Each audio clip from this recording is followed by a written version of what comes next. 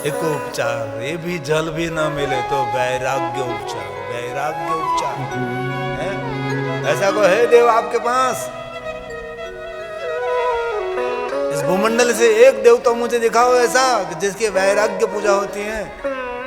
मेरे शंकर की पूजा के लिए कोई पुष्प नहीं, कोई सोना चांदी हीरे मोती श्वेतांबर पीतांबर लीलांबर नहीं है, कुछ भी पूजा की सामग्री नहीं है। महादेव को सिर्फ जल, महादेव को सिर्फ जल नहीं, अरे जल नहीं मिले कोई बात नहीं, जगत का सार तो महादेव को भस्म का त्रिपुंड कर दीजिए, हो गई महादेव की पूजा। भस्माभिषेक, महाकाल उसका प्रतीक है। सिर्फ भस्म चढ़ा दीजिए, कौन चढ़ा सकता है? वैरागी लोग क्या करते थे? महादेव को भस्म रमाते थे, सिर्फ भस्म। कौन ऐसा देव है किसी से राख से प्रसन्न हो सकता है, विभूति से प्रसन्न हो सकता है? सही नाम तो भस्म का नाम तो विभूति है ना, ये तो हम लोग उसको भस्म कहते हैं। और भस्म क्यों कहा जाता है? स्वयं शिव ने कहा, देवताओं ने पूछा था, महादेव आप आपके अंग पर लगाते विभूति हैं, तो विभूति को भस्म क्यों कही जाते हैं? तब शंकर भगवान ने मुस्कुराते हुए कहा कि देवताओं, जो मनुष्य अपने भाल में विभूति लगाते हैं ना, उसके जन्म जन्मांतर के पाप जलकर भस्म हो जाते हैं, इसीलिए उसको भस्म कही जाती है। जन्म जन्मांतर के पाप जलकर भस्म हो जाते हैं, इसलिए उसको भस्म कही जाती है। लेकिन सही नाम तो विभूति है। कौन ऐसा देवता है? लेकिन महादेव की सरलता कोई समझा नहीं, लोग भाग रहे हैं। अब तो मुझे गौरव हो रहा है, जो भागवताचार्य है वो भी शिव कथा गा रहे हैं। कितने गौरव की बात है। कभी शिव की बात नहीं आती थी, आज पूरी कथा शिव की कर रहे हैं, है ना? आज कुछ और हो रहा है।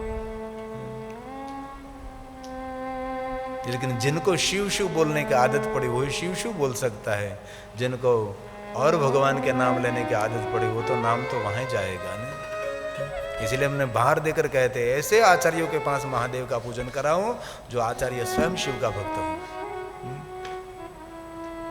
तो वर्तमान युग में बहुत सारे ब्राह्मण भी शिव को छोड़कर अन्य स्थान पर भटक रहे हैं। ये शिव महापड़ ग्रंथ में श्लोक है सभी। भगवान महर्षि व्यास जी ने वेदना व्यक्त की है। कलयुग आने पर ऐसे ब्राह्मण हो गए जिनके इष्ट देव महादेव हैं, महादेव को छोड़कर अन्य स्थान पर भटके गए। और वैराग्य पूजा भी आपसे न हो सके तो आदि जगत गुरु शंकराचार्य की परंपरा मन से की हुई पूजा। कभी आपको महाकालेश्वर के गर्भगृह में, कोई शिवालय के गर्भगृह में जाने का अवसर न मिले, लेकिन शरीर को रोक सकता है, आत्मा को कोई रोक नहीं सकता। आपका शरीर भले बाहर पड़ा है लेकिन आप खुद अंदर जा सकते हैं। आप जा सकते हैं शिवालय के गर्भगृह में, आपका शरीर भले बाहर हो, पटांगण में हो, कहीं बैठे हो, लेकिन घुस जाओ। आत्मा को कौन पकड़ सकता है? आत्मा को कौन रोक सकता है? आत्मा को कौन जला सकता है? आप जा सकते हैं।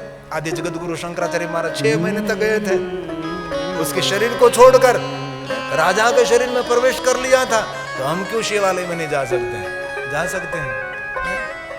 एक टेक्निक आनी चाहिए आपको, शरीर को छोड़ दीजिए, आप जाइए, एहसास होगा, अनुभव होगा।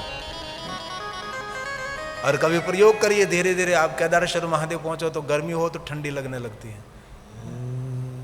जिनको अनुभव होगा, जिनको प्रयास किया होगा, जिनके पास टेक्निक है और बैठा है गर्मी में लेकिन पहुंच गया केदारेश्वर महादेव, तो गर्मी में भी आपको ठंडी का एहसास लगेगा, क्योंकि आप नहीं पहुंचे, आपका शरीर नहीं पहुंचा, लेकिन आपकी आत्मा वहां पहुंच गई है। ऐसा कर सकते हैं। महाकालेश्वर महादेव अंदर जाकर आदि जगत गुरु शंकराचार्य की परंपरा अनुसार मन से पूजा करें। और ऐसे तो पूजा करने के लिए बैठते तो हमारा मन भटकता है ना, कहीं इधर उधर भटकता रहता है। लेकिन मन से जब हम महादेव का पूजन करते तब ये ध्यान का एक पार्ट बनता है। ध्यान क्या है? एक स्थान पर अपने चित्त विचारों को केंद्रित कर देना, उसको ध्यान कहते हैं। तो मन से पूजा करते, मन क्या है? ध्यान का एक पार्ट है। और शिव परंपरा में ध्यान ही श्रेष्ठ है। एक स्थान पर अपने मन को स्थित करना, इसलिए आदि जगत गुरु शंकराचार्य महाराज ने मानस पूजा की रचना की है। महाकाल की पूजा करेंगे। अभी हम यहाँ बैठे लेकिन पहुंच जाएंगे महाशिव महाकालेश्वर महादेव के गर्भगृह में। रत्ने कल्पितमासनं हिमजले, गंगा जल से नहीं, हिम जल से पूजा करेंगे, ठंडे जल से पूजा करेंगे। हिमालय पहाड़ पर जितने सरोवर है, सरोवर से जल लाकर महादेव का पूजन करेंगे हम। ये शंकराचार्य महाराज का प्रसाद है। स्नानं च दीयाम्बरं, हे महादेव, हे महादेव, नानारत्न विभूषितं मृगमदा बोलाङ्कितं चन्दनं जाति चम्पकबिल्वपत्र रचितं पुष्पं च धूपं तथा दीपं देव दयानिधे पशुपते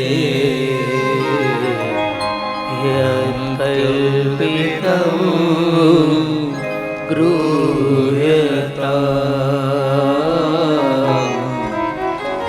यत्कल्पितं गृह्यताम्। भगवान के आगे जो क्षमा मांगे, कुछ न हो सके तो भगवान को बस इतना कह दिए, भगवान कर चरण, चरणों से, हाथ से, आंख से, कान से जो हमने भगवान गलती की है हमको क्षमा कर दे। और महादेव जैसा उदार देव कौन है? एक गलती नहीं, अगणित गलतियों को क्षमा देने वाला शिव है। इसलिए शिव से कभी डर, तो हम बहुत लोग शिव से डरा देते हैं, कभी नहीं। महादेव से डरने की कोई जरूरत नहीं। एक गलती नहीं, बच्चा हजारों गलती करे तो भी माता पिता उसको हंसकर उसको उदारता से क्षमा कर देते हैं। हम उसके बच्चे हैं। इसलिए कभी कुछ गलती कर दी, कभी भूल होगी संसार में, व्यवहार में, शिवालय में, देवालय में, तो महादेव जैसा क्षमा करने वाला देव कौन है? इसलिए शिव से कभी घबराना नहीं, कभी डरना नहीं। जानबूझकर थोड़ी गलती करते हैं। हम तो कह देते गलती कराने वाला भी तू है, तो हमको योग्य मति दे तो हम गलती कैसे करें? गलती कराने वाला तू है। जो कुछ दुनिया में हो रहा है तू ही तू है। हम तो है ही नहीं दुनिया में, तू ही तू है। क्षमा याचना करे भगवान। कर चरण कृतं वा कायजं कर्मजं वा श्रवणनयनजं वा मानसं वा परागं विहितं विहितं वा सर्वमेतत्क्षमस्व।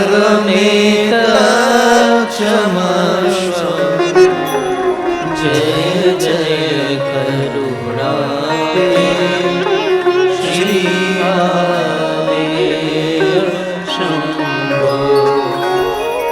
जय जय करुणाते श्री महादेव शंभो। एक बात कहूं, हाथ में मोबाइल रखने से कल्याण नहीं होगा, हाथ में माला रखने से कल्याण होगा।